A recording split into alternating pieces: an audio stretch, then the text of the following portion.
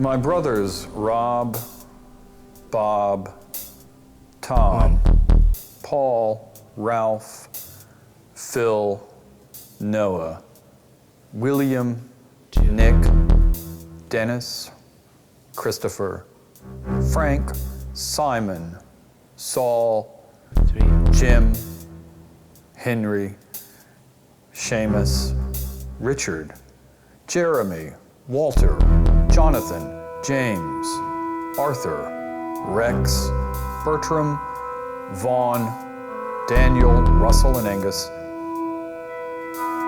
and the triplets, Herbert, Patrick, and Jeffrey, identical twins Michael and Abraham, Lawrence and Peter, Winston and Charles, Scott and Samuel, and Eric, Donovan, Roger, Lester, Larry, Clinton, Drake, Gregory, Leon, Kevin, and Jack. All born on the same day, the 23rd of May, though at different hours, in separate years. And the caustic graphomaniac Sergio, whose scathing opinions appear with regularity in the front of book pages of the more conservative monthlies. And Albert, who is blind, and Siegfried, the sculptor in burning steel, and clinically depressed Anton, schizophrenic Irv, recovering addict Clayton, Maxwell, the tropical botanist, who since returning from the rainforest has seemed a little screwed up somehow. Jason, Joshua, and Jeremiah, each vaguely gloomy in his own lost boy way. And Eli, who spends solitary wakeful evenings in the tower, filling notebooks with drawings, the artist's multiple renderings for a larger work. Portraying the faces of his brothers, including Chuck the prosecutor, Porter the diarist, Andrew the civil rights activist, Pierce the designer of radically unbuildable buildings, Barry the good doctor of medicine, Fielding the documentary filmmaker, Spencer the spook with known ties to the State Department, Foster the new millennium psychotherapist, Aaron the horologist, Raymond who flies his own plane, and George the urban planner, and all the young fathers. Seth, Rod, Vidal, Bennett, Dutch, Bryce, Alan, Clay, Vincent, Gustavus, and Joe. And Hiram the eldest, Zachary the giant, Jacob the polymath, Virgil the compulsive whisperer. Milton, the chandler of spirits who speak across time, and the really bad womanizers. Stephen, Denzel, Forrest, Topper, Temple, Lewis, Mongoose. All my 98, not counting George, brothers and I recently came together in the Red Library and resolved at the time it arrived, finally, to stop being blue, but to pass behind us, share a light supper, and locate, if we can bear to, the missing urn full of the old fucker's ashes.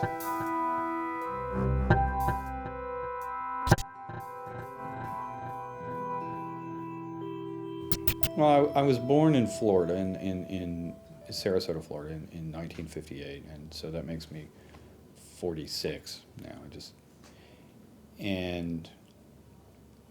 When I was young, we moved around a lot. I mean, we lived in various parts of Florida. We lived in Charlottesville, Virginia. We lived on a farm outside of Virginia. There was a lot of movement, a lot of moving around in the South.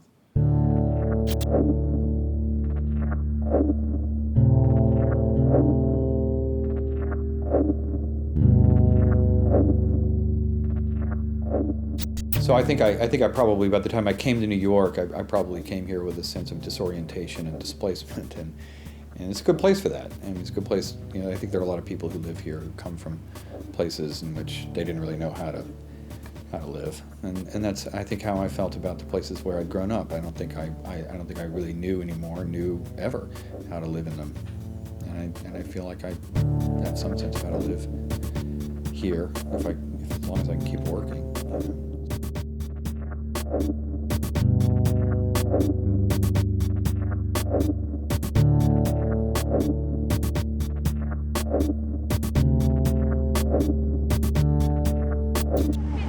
Daria. How are you? Hey, okay. How are you? Thanks for meeting me. Yeah. So, we can take a walk through the park. I have some questions for you. Oh, God. All right. Yeah.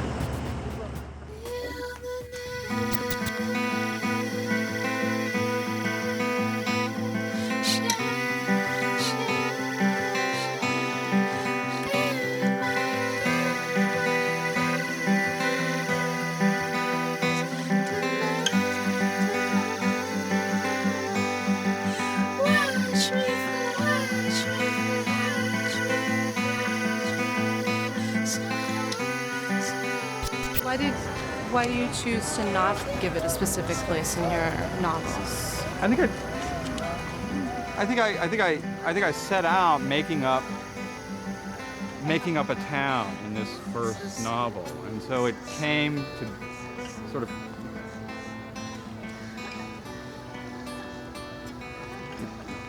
I came to realize that I wasn't trying to actually capture an actual place or an actual piece of geography, you know. And so I think, for me, maybe that just, there was some freedom that I wanted to have. You know? Anything could happen in this place because it was my place. Maybe that's what it is. Or I didn't really know what the place was or what it meant, you know.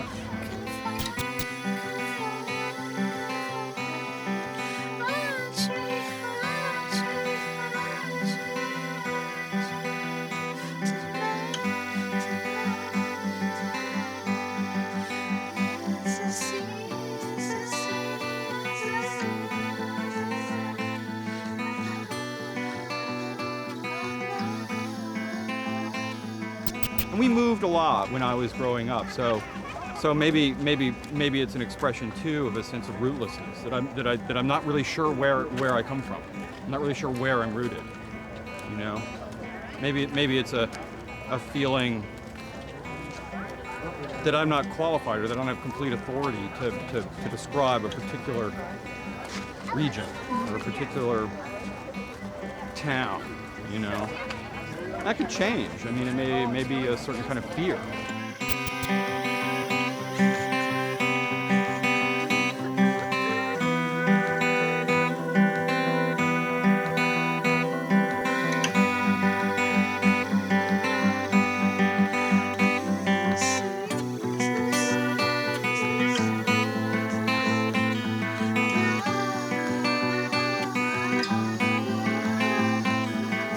Well, there are 3 novels so far.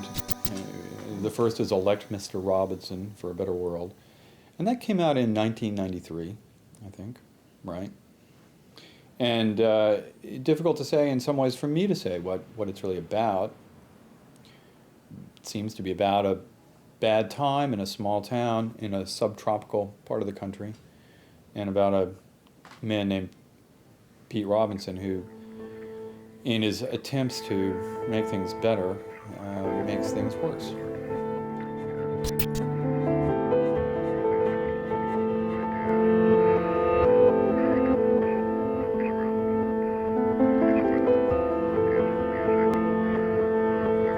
The second novel, I think, is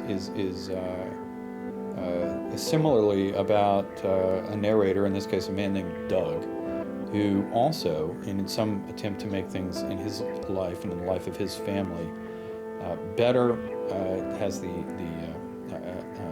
special way of making them worse.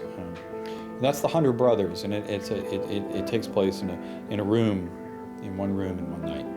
The room is an enormous library, and the night is a gathering of these brothers. Ostensibly, this gathering is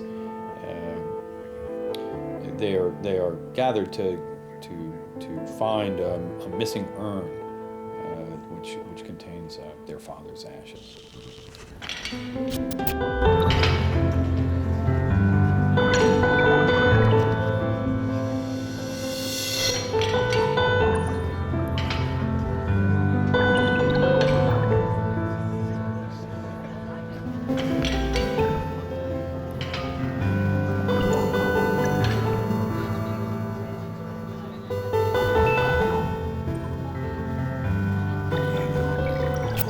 And the third novel really is a novel that takes place in Pancake House, which I'm not sure what the equivalent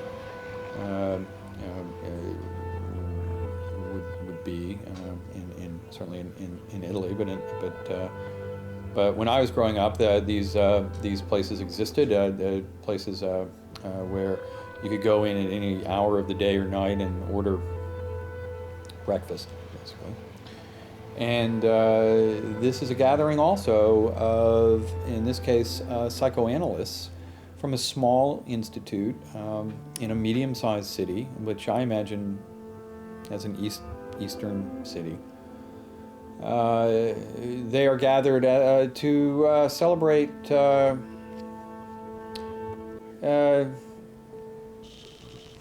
nothing, really.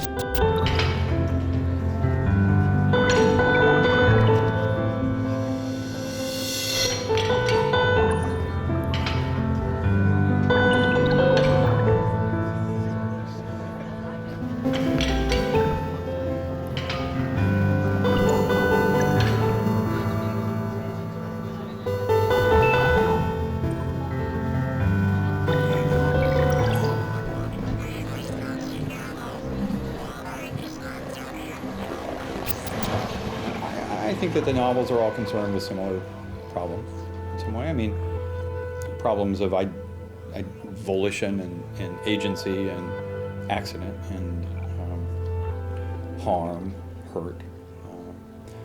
And they seem farcical to me. There's somewhat farce structure going on. And I think that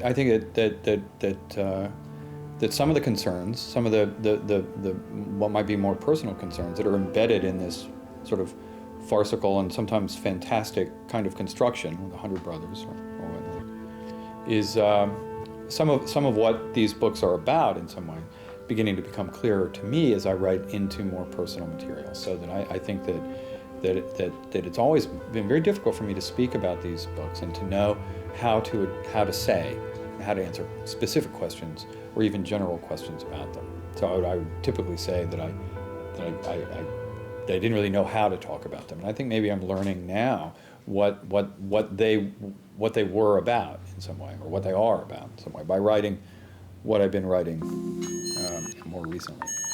Our waitress approached and said, "Ready, doctors?" "2 eggs over easy with hash browns and extra cinnamon raisin toast with butter on the side," said Bernard. "The sausage and eggs, I guess," Maria said. "How do you want your eggs?" "Scrambled, please." Manuel requested more coffee, nothing but black coffee, and then it was my turn. Well, I'm torn between the blueberry pancakes and the eggs Benedict. Are the blueberries fresh?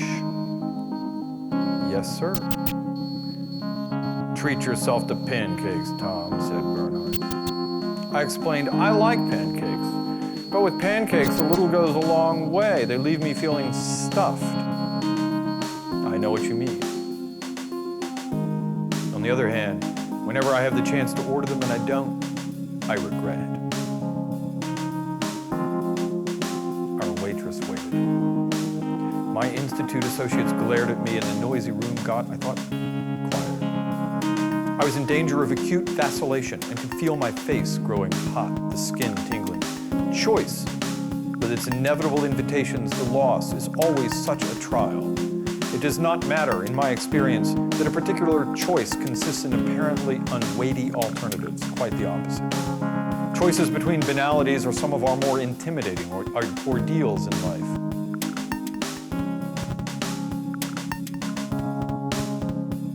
Easy, easy, said Bernhardt. He sounded genuinely concerned and also a little frightened. He suggested, look, buddy, you can pick from both sides of that menu. I said, I can? Yes. Really? Why hadn't I considered this? I took a deep breath. I took another. Okay. This is a pancake restaurant. Bring me some blueberry pancakes.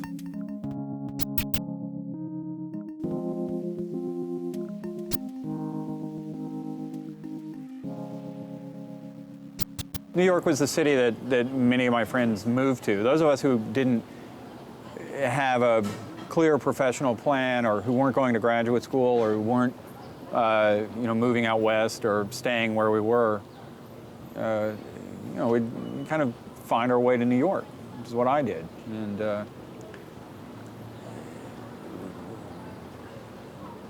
didn't have a plan for it particularly. Just came here and set up, you know, and began to have little jobs, and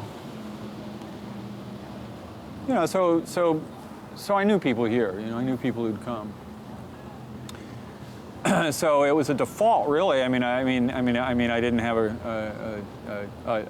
a B plan particularly. So that was the plan.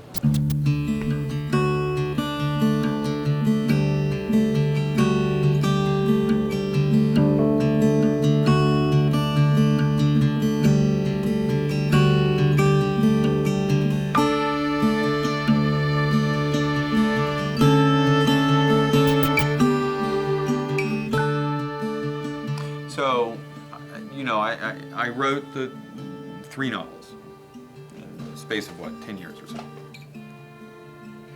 And to me, they all seem very similar. I mean, because the manner in which I thought about them and you know, while I was writing them, I think very similar first-person narrators who begin with a set of problems of some kind, and they're all about the same length, and you know, they're thought to be funny. They are funny.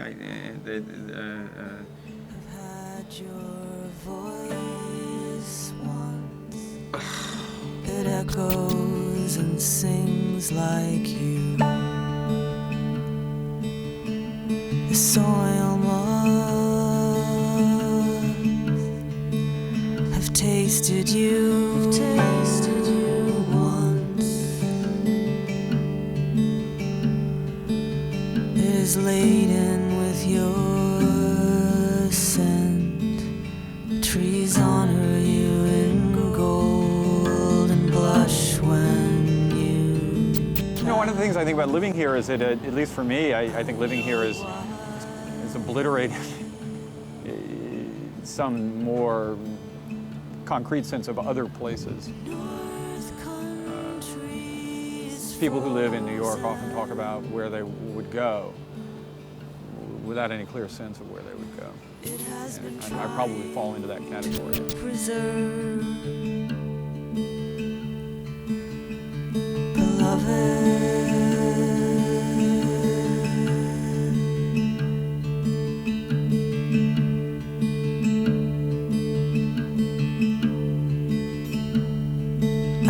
To adore the earth, the wind moths have had your voice once. It echoes. I have a nostalgia that I don't really necessarily trust, because it does feel like a nostalgia for earlier, you know, periods when. You know, when I was starting out, yeah, sure. I like to think that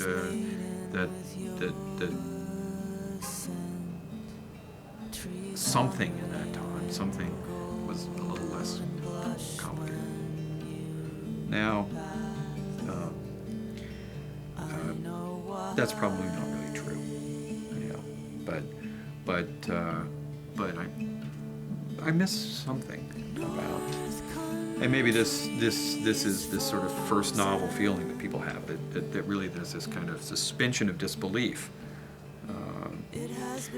One doesn't know whether one can do it. One doesn't know what one is going to do. One doesn't know whether it's going to pan out. You'll be able to even finish it. If you do finish it, what's going to happen? What, you know, that's a permission in a way to live in a kind of a you know what? I remember something pleasurable in that.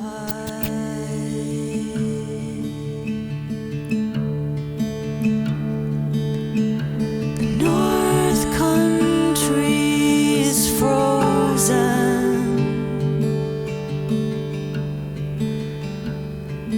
It has been trying to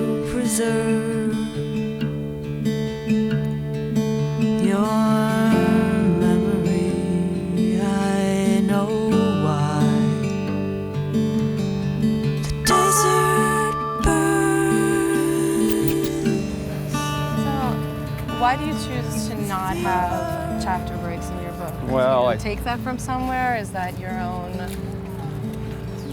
Yeah, it's not exactly an original.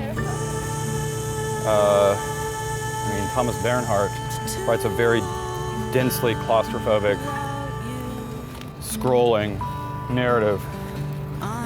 And I suppose I'd been attracted to that in some way. I think it may also be an inadequacy of confidence or a failure of confidence in my case. That I think I had the feeling in some way that if I sort of stopped or made a space break or something, that the implausibility, or somehow some kind of implausibility in the novels would be recognized. That the way to keep it all up and running was really to keep it all up and running, you know. And I think it can be a little claustrophobic, but it also meant that I had this sort of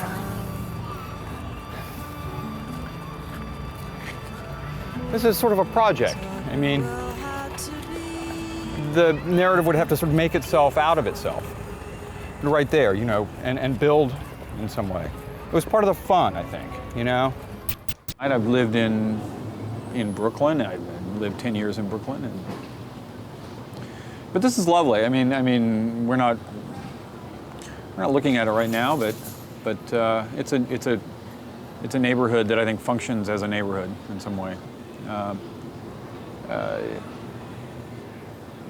Narrower streets and shorter blocks,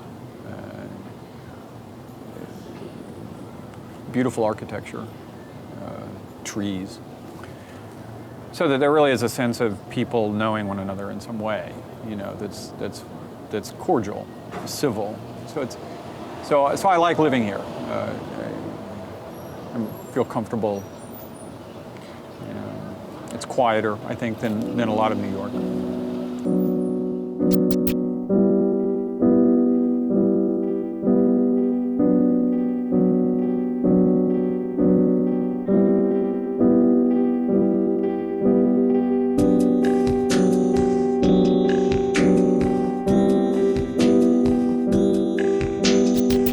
What is a pancake? Cooked batter, covered in sugar and butter. Condiments are applied to it. It is food. But it is not as a food, not as sustenance, that we crave the pancake. No, the pancake, or flapjack if you will, is a childish pleasure. Smothered in syrup, buried beneath ice cream, the pancake symbolizes our escape from respectability. Eating is a form of infantile play. The environments where pancakes are served and consumed are, in this context, special playrooms for a public ravenous for sweetness. The delirious sweetness of long-ago breakfasts made by mother. Sweetness of our infancy and our great lost toddler's omnipotence. Look around. Notice these lighting fixtures suspended from the ceiling like pretty mobiles over a crib. Notice the indestructible plastic orange seating materials designed to repel spills and stains. Notice these menus that unfold like colorful laminated boards in those games we once played on rainy days at home. Those unforgettable indoor days when we felt safe and warm, when we knew ourselves absolutely to be loved. We come to the pancake house because we are hungry. We call it in our hearts to our mothers, and it is the pancake house that answers. The pancake house holds us. The pancake house restores us to infancy. The pancake house is our mother in this motherless world. I apologize. I'm sorry. Now I just need to relax. I'm sorry. I'm just self-conscious. Just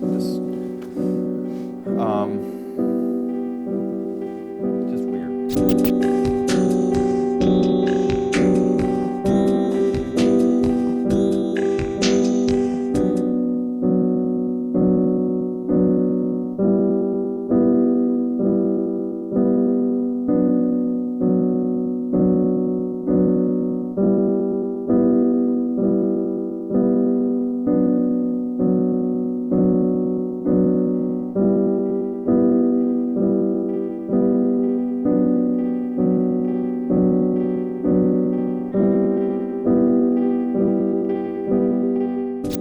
Well, in the year 2000, my mother, with whom I'd had a very complex relationship, died, and since that time, I've been writing about her, but also about my family and about her death and about the years leading to her death, mainly, I think. And this is not something that I had planned on. This is not something I thought I would do. In fact, I really thought that I wouldn't do it. But I did begin doing it. And I'm still doing it. And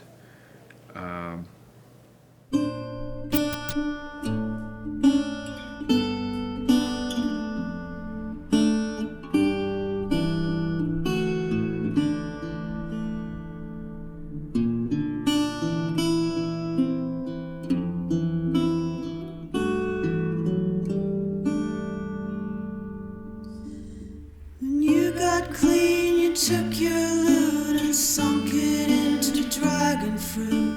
You sunk it into dragon fruit. So now you have become a desert farmer.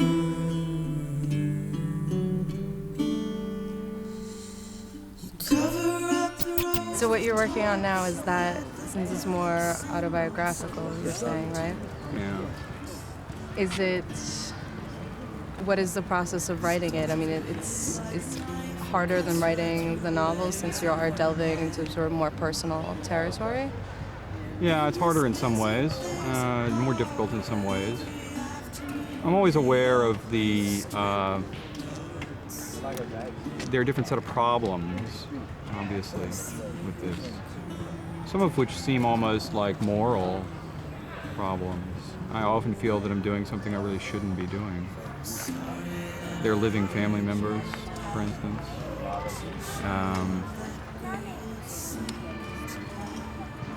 Some of it proceeds in a way that's similar to the ways in which the novels proceeded. I don't really know what it is I'm trying to remember or find. I never ever said to no one. Just when you think your love's in vain, look out. Here comes the desert rain. Look out. Here it comes.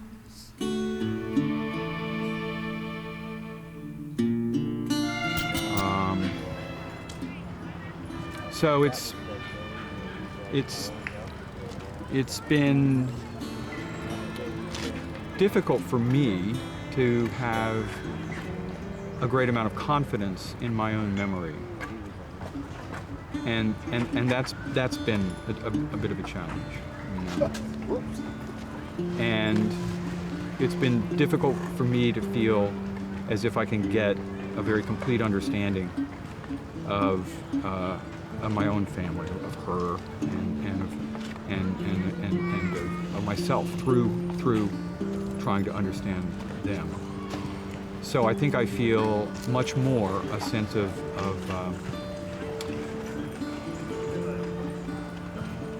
I could say inadequacy almost, or I feel like I know all the time, and when I'm doing this, I feel all the time like I'm falling very far short of what I'd like to be able to come up with, be able to know, be able to say. And I think that's not something that I really, that's not an experience I had quite as much when I was writing the novels.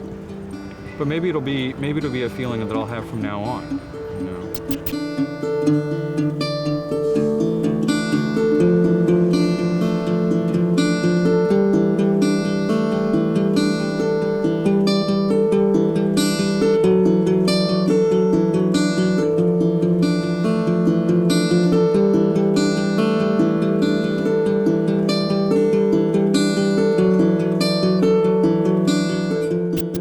Some loss associated with it, and I hadn't really experienced that before. I mean,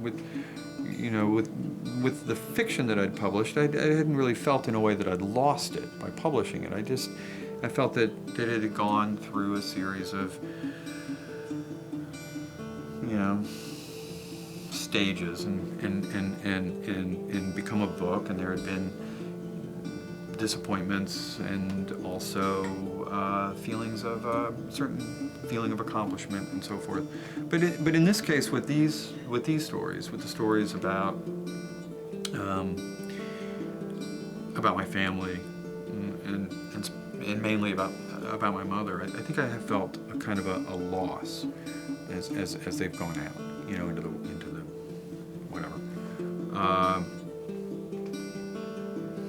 Not as if I've lost them, but as if I've lost something, or maybe I'm feeling the loss of her through this, or maybe I'm feeling the loss of the years in my life when, not the loss of them, but I'm feeling that the loss of something in publishing these pieces. Whereas in writing them, I'm feeling probably that I'm writing them in order to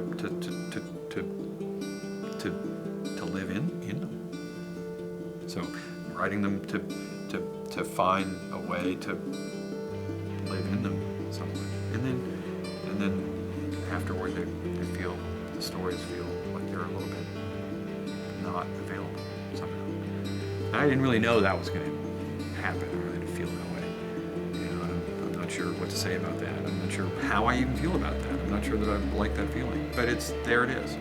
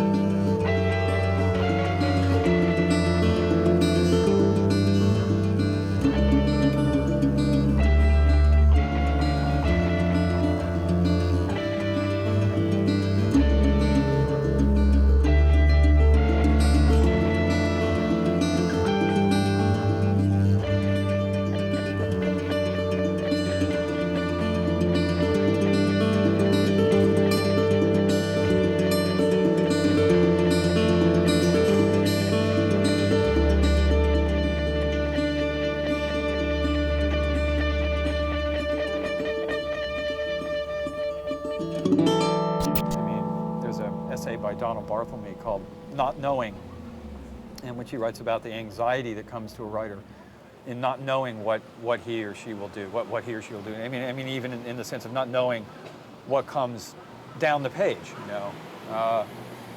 and that's always been the way how I've gone about it. I've always not really known, and even though I certainly have feelings and opinions and positions and so forth on matters in the world. When I'm as a writer, I feel that the place I go to is a place of not knowing, and by not knowing I mean I don't. I don't know in that immediate daily sense what I'm doing.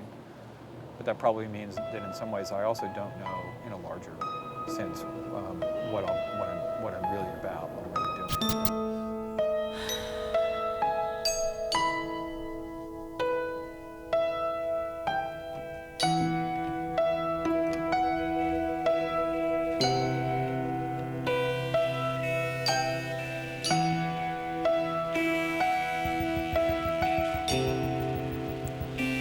Gunner's teeth glistened.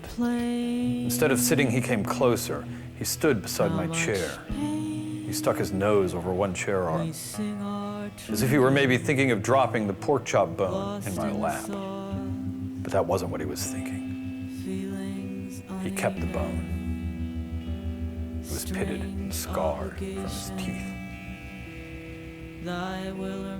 There's a nice dog, I said. Slowly, hesitantly, I raised my hand to pet Gunner's head. He growled through wet incisors clenched around the bone. Quickly, I removed my hand. Gunner stared hungrily at my shirt front, and I imagined he scented Maxwell's blood there. I could smell the dog's horrible breath. Fear of animals is atavistic, and humans presume that animals perceive this fear. I presume this about Gunnar. There was no one nearby who could rescue me. I was alone in my chair. I had nothing with which to shield myself, except A.C. Fox Davies, A Complete Guide to Heraldry. There we sat, dog and man. I imagined this Doberman as a kind of animal fiend, instinctually drawn to my blood-smeared shirt. I pictured Gunnar releasing the pork bone, then leaping powerfully forward, attacking the shirt, driving sopping teeth through cotton cloth into my chest, puncturing my lungs or my heart. I barely breathed, facing the dog, my sad copy of A Complete Guide to Heraldry clenched in my hands. I felt deliciously close to death. Elsewhere, people came and went, played card games and chess, tended to one another's injuries, chased the bats. These men's lives seemed for the moment untouched by fear, but I did not envy them. I felt the way humans must have felt in earlier times, at the dawn of our history, when the world was alive with primitive dangers and life depended for its preservation on the graces and fancies of hateful gods. Go ahead. Kill me, I commanded the dog. He held onto his bone. What was he thinking? There was no way to know. It was just a dog. Winds blew, music played, snow piled up, people talked, but I was not paying attention to their conversations. I felt the cold air, Gunnar's eyes shimmered, and I held my book close to me. It was easy, looking into the dog's mouth, at those white teeth and black gums, to imagine the power and authority our ancestors must have felt with companions like Gunnar at their sides. What an animal. Sorry, does this happen? People need to... It's okay? I'm really sorry.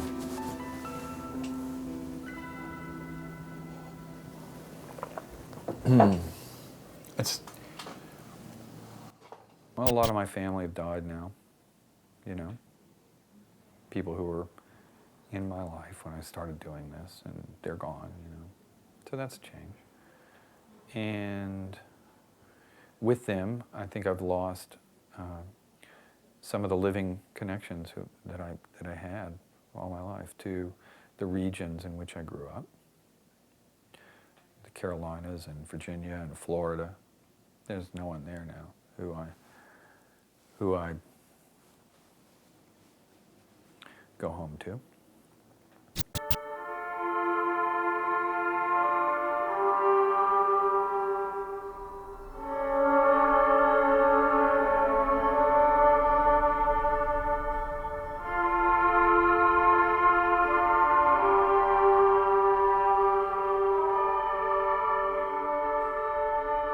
I'm an American. So, and furthermore, I'm really, even though I've been here for a long time, I'm also kind of a Southerner, you know. And I clearly don't really deliberately work that the Southern American experience in a straightforward way. Nonetheless, I have to say that I'm an American writer. How is that different? I don't think I can answer that question, really. You know?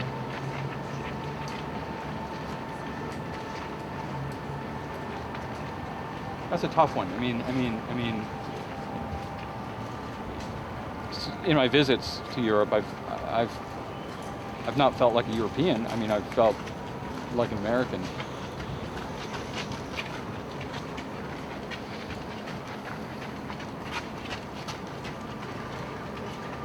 That's a tough one.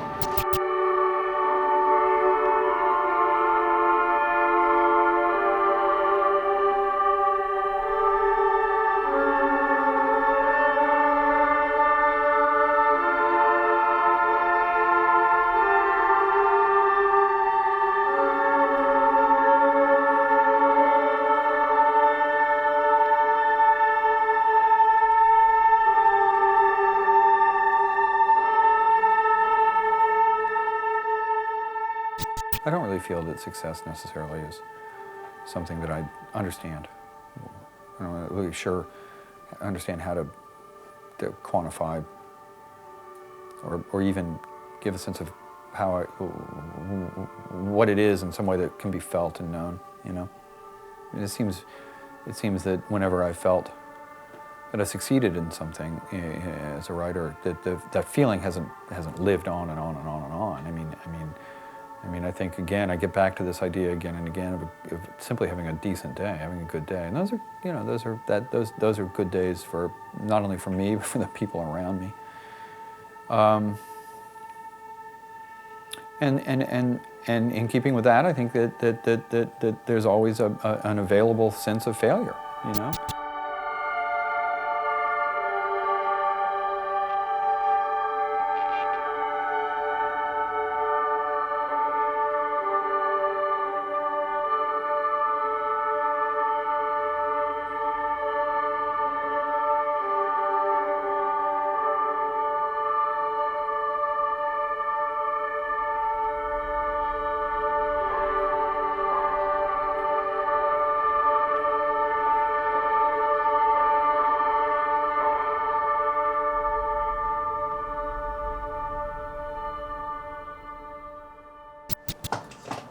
I'm trying to be clear about it, but I'm not. That's the problem, you know.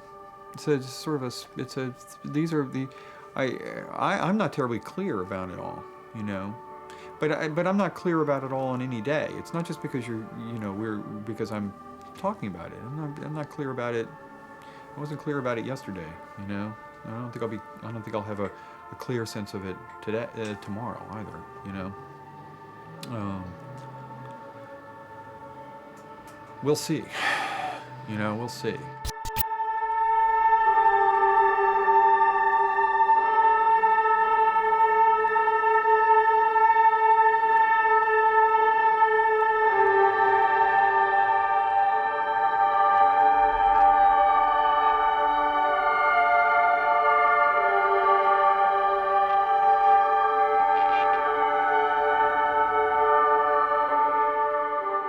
It's not perfect, and you're not perfect, and it's an imperfect thing. It's flawed, and it's human production, and it's not gonna be what you think you want, you know. And it was a wonderful feeling. I mean, then to think, well, yeah, you know, it's not what I would have wanted. It's something else. It's something that I'm now gonna move on from. I'm trying to do something more, do something else, do something different, you know. But that was, you know, that was a feeling of acknowledging failure as part of success. I came because I didn't really know where else to go. You know, I was leaving college, I was leaving school, and I came here and I moved here. I didn't really expect to be here as long as I've been here. It's a difficult home, but it's been a home. You know? Do you find that it's a home for you because, you know, you were saying before how you kind of don't know where you're from?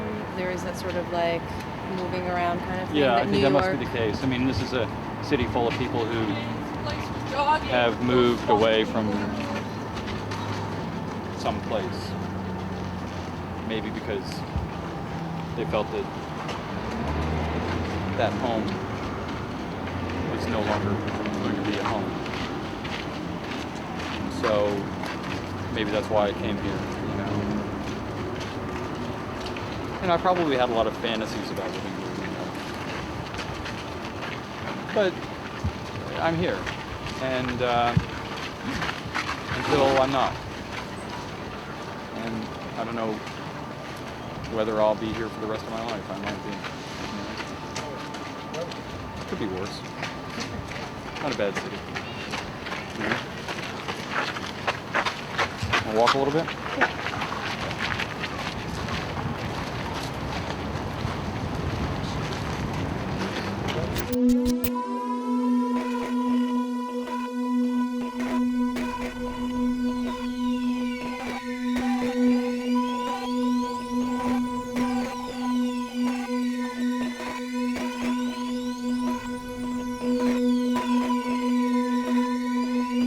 See a town, stucco pink, fish belly white, done up in wisteria and swaying palms and smelling of rotted fruits broken beneath trees, mango, papaya, delicious tangerine. Imagine this town rising from coral shoals bleached and cutting upward through bathwater seas, a sunken world of fish.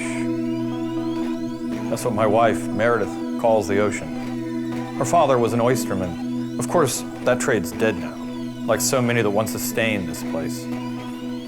Looking from my storm window, I can see Meredith's people scavenging the shoreline. Down they bend, troweling wet dunes with plastic toy shovels, yellow, red, blue. The yellow one I know belongs to Meredith's mother. I want to call to Helen, to wave and exchange greetings, but I know she'll never acknowledge me after the awful things that happened to little auburn-haired Sarah Miller early last week, down in my basement. Tragic. The diggers make their shabby way up the coastline. Who would have imagined a subsistence industry erected around the magical properties of dead sea creatures? But it's true. Look inland. There's the converted elementary school with wall clocks endlessly proclaiming 3 o'clock. It's a factory now. They're in there, day and night, making starfish fetishes and totems of cowrie, sea cucumber, washed up wood. I can hear crunching routers shaping precious black coral into the rings and charms everyone around here wears. And I hear the lawnmower growl of a dozen diesels parked outside the school and giving extra electricity through high voltage cables, blackly snaked beneath the jungle gym, across the basketball blacktop, around the chain link fence wrapping the tennis courts. Afternoon rain. Here it comes out of the west. The woman serves, the rain approaches, and now the school cafeteria door, newly painted a rich midnight blue, opens. A man peers up and out at the coming wall of water. I can see his heavy face. He's Ray Conover, whose wife, Miriam, died so horribly when Jim Kunkel made that sorry, stupid show of indiscriminately lobbing Stinger missiles into the botanical garden reflecting pool. Many picnickers died that day. I recall Ray walking up Main, oblivious to traffic, blood-soaked, carrying his wife's corpse.